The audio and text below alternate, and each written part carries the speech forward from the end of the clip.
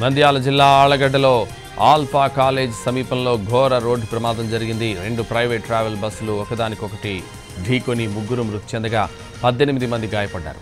తిరుపతి నుంచి హైదరాబాద్కు వెళుతున్న Jagan travels bus, Srikrishna travels bus ఢీకొన్నాయి. జగన్ ట్రావెల్స్ బస్సులో ఒకరు, శ్రీకృష్ణ ట్రావెల్స్ బస్సులో ఇద్దరు అక్కడికక్కడే మృతి చెందారు. బస్సులో ఇరుక్కున్న మృతదేహాలను పోలీసులు బయటకు తీస్తున్నారు.